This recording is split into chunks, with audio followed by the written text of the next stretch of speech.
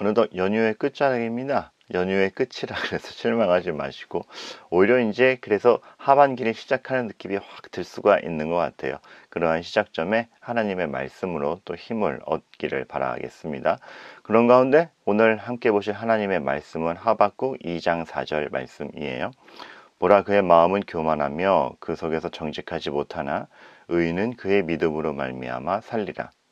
하나님께서 바벨론이라는 강대국에 대해서 그 심판을 예고하면서 그 교만을 지적을 하시죠. 근데 가만 보면 교만과 의인, 교만과 믿음을 딱 대조해서 놓으시는 것을 볼 수가 있어요. 바벨론, 그 악인들의 교만과 의인의 믿음이 왜 이렇게 대조적인 개념일까? 우리가 그 의미를 살펴볼 필요가 있는데요. 먼저 바벨론의 교만을 보면은 그 의미들을 추적해 갈 수 있는 단서가 보입니다. 바벨론이 그 당시 했던 횡포와 또 강대국이었지만 힘을 가진 자로서의 태도를 보면 오만하기 짝이 없죠. 힘의 출처를 모르기 때문에 그렇습니다. 자기가 제한된 역사를 살아가는 한낱 인간이요. 하나님 앞에서 하나님이 이것들을 허락하셔야 내가 이걸 누릴 수 있지를 안다라면, 힘의 출처를 안다라면 막 할 수 없죠. 그런데 바벨론은 힘의 출처를 모릅니다. 자기가 가진 것 그대로 다 자기 실력인 줄 알아요. 그리고 자기가 누리는 것 영원히 누릴 것처럼 생각을 하죠. 어리석음입니다. 그러나 믿는 사람은 다르죠. 하나님의 존재를 아는 사람은 다르죠. 왜? 힘이 어디서부터 오는지, 지금 자기가 누리는 것이 누구로부터 말미암은지 알기 때문에 다릅니다. 그래서 바벨론의 어떤 그 횡포, 오만, 청지기는 굉장히 대조적인 개념이라고 할 수 있겠어요. 힘의 출처를 모르는 사람과 아는 사람. 힘의 출처를 아는 사람은 지금 내가 누리는 것을 내가 받아서 누리는 거지, 하나님이 나에게 맡기셨지에 대한 개념이 있습니다. 그래서 막 하지 않아요. 그리고 그 힘을 어떻게 나에게 맡긴 사람의 의도대로 쓰는가, 즉 하나님의 의도대로 이 힘을 쓰는가에 대해서 생각을 하죠. 바벨론은 자기가 가진 힘이 다 자기 거였기 때문에, 또 하나님 앞에서의 겸손함, 힘의 출처에 대해서 무지했기 때문에 다 자기를 위해서 씁니다. 그리고 그것을 폭정과 억압으로 자기의 세를 불림과 자기를 반대하는 사람은 다 꺾어버리는 것에 쓰죠. 그러나 청지기는 다릅니다. 자기가 가진 힘으로 어떻게 하나님의 뜻을 펼칠까, 하나님의 사랑을 주변에 나누어 줄까, 압제나 폭정은 있을 수 없고 오만도 있을 수 없는 것입니다. 성경은 오늘 그러한 점을 지적을 하고 있고, 그렇기 때문에 주인의 의도, 주인의 마음을 파악할 줄 아는 사람, 하나님이 계심을 아는 사람, 하나님으로부터 내가 받았지라는 은혜를 아는 사람을 의인이라고 하는 겁니다. 그리고 그렇게 하나님의 은혜를 알고 하나님의 은혜를 받아 누리는 것을 믿음이라고 하는 것이고, 그래서 악인의 이 본문 안에서는 바벨론의 교만과 대조되는 것이 의인이요 믿음으로 말미암는 삶을 사는 것이죠. 하나님이 계심을 알고 하나님으로부터 받았음을 알고 하나님의 은혜로 말미암아 내가 산다라는 것을 아는 믿음을 가진, 그것이 바로 의인이요 교만한 폭정을 가하는 악인들과는 다르다. 그런 마음이 나오는 거예요. 그런 개념은 똑같은 말씀이 나오는 로마서 1장 17절에서 알 수가 있는데요. 로마서 1장 17절에 이것이 나와 있죠. 복음에는 하나님의 의가 나타나서 믿음으로 믿음에 이르게 하나니 기록된 바 오직 의인은 믿음으로 말미암아 살리라. 이 인용되어 있죠. 이것을 보면은 이 말씀을 보고 루터가 굉장히 고민을 했었어요. 왜냐하면 복음은 기쁜 뜻이잖아요. 복음은 굉장히 기쁘고 너무나 행복한 뜻인데 굿뉴스인데 하나님의 의가 나타난다 그래요? 이 모순인 거예요.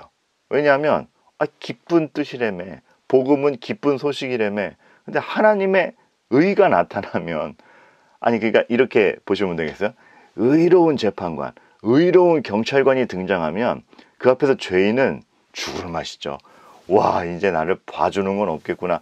이 의로운 경찰관, 의로운 재판장으로 말미암아 난 끝장났구나가 죄인의 심정입니다. 그런데 루터의 입장에서는 그렇죠. 난 죄인인데 하나님의 의가 나타나 버리면 그 하나님의 의로움 앞에서 나는 박살나는 거 아니냐. 그게 어떻게 복음이냐. 이해가 되지 않는 겁니다. 그래서 그 모순적인 개념을 어디서 해결하는가. 그래서 믿음이 나오는구나. 내 실력으로 내가 의로워지는 게 아니라 하나님이 날 의롭게 해주시고 은혜로 품어주셔서 내가 의인이 되는구나. 그러니까 하나님의 의는 상대방을 부숴버리는 의가 아니고 상대방도 의롭게 만들어주는 은혜의 의로움이라는 걸 안 겁니다. 그래서 그것을 믿음으로 받아들였을 때 나도 의인이 되는구나. 그러니까 내가 의인이 된다는 거, 기독교에서 내가 의인이 된다는 건 내 실력이 뛰어나서가 아니라 그만큼 하나님의 은혜를 입었다라는 증거이고 그 은혜를 받아들이는 방법이 믿음인 것입니다. 그래서 믿음은 한없이 우리를 겸손하게 만들고 하나님을 더더욱 의식하게 만들고 하나님을 붙들게 만들고 그리고 그 하나님을 잘 붙들고 있는 사람을 의인이라고 하는 것이죠. 오늘 하박국 선지서에서는 그거를 지적하는 겁니다. 그러니까 의인은 믿음을 가진 자는 교만할 수가 없는 거예요. 하나님을 인식하는 사람은 교만할 수가 없는 거예요. 자기가 가진 것, 자기의 힘, 자기의 인생, 자기 멋대로 쓸 수가 없는 거예요. 바벨론은 죄를 지적받는 바벨론은 그것에 정반대로 나갔죠. 그래서 하나님이 위로하시는 겁니다. 그러한 바벨론의 어떤 영향권에 있는 것을 갖다 두려워하지 말아라.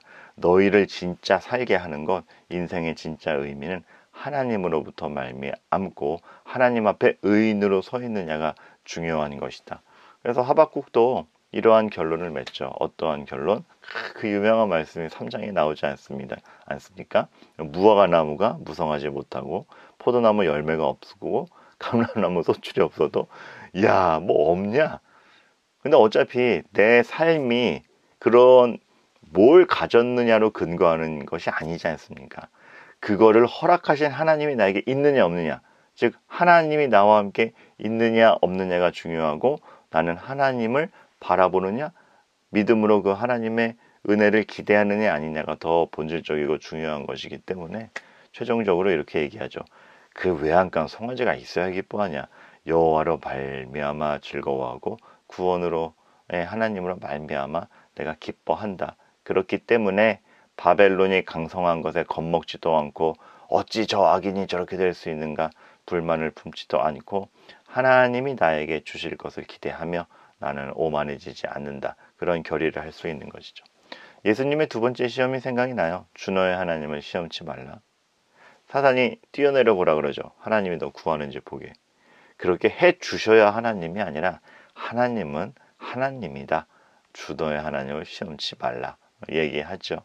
우리는 외양간 송아지가 있어야 아니 이 정도 해줘야 하나님 계신 거 아니에요 라고 생각하기 쉬운데 그것이 아닌 것이고 하나님 자체로 만족할 수 있는 것이고 우리가 이미 얼마나 하나님의 은혜를 입고 있는지 아는 것이며 다른 무엇보다도 하나님과 함께 있음으로 말미암아 기뻐할 수 있는 것, 그것이 진짜 의인의 삶이고 그렇게 내 삶이 하나님으로 말미암아 이루어진 것을 알 때 오만하지 아니하는 참 청지기의 마음으로 살 수 있는 것이 우리의 인생이리라 생각이 됩니다. 여러분 연휴를 잘 누리셨죠? 이 말씀을 토대 삼아 또 연휴 끝에 힘있게 나아가시는 저와 여러분들 되기를 바라겠습니다. 우리는 여호와로 말미암아 기뻐하는 이들이고 겸손한 이들이고 주변의 누군가를 살필 수 있는 사람들입니다. 기도하겠습니다. 하나님 아버지, 성경이 우리에게 주시는 매번의 그 은혜의 뜻을 하나님의 마음을 잘 새길 수 있도록 도우시고 믿음으로 말미암아 사는 청지기와 같은 삶을 오늘도 이루어내게 하옵소서. 예수 그리스도의 이름으로 기도합니다. 아멘. 오늘도 우리 기도의 자리로 나아가시면서 함께 하나님 앞에 간구하도록 하겠습니다.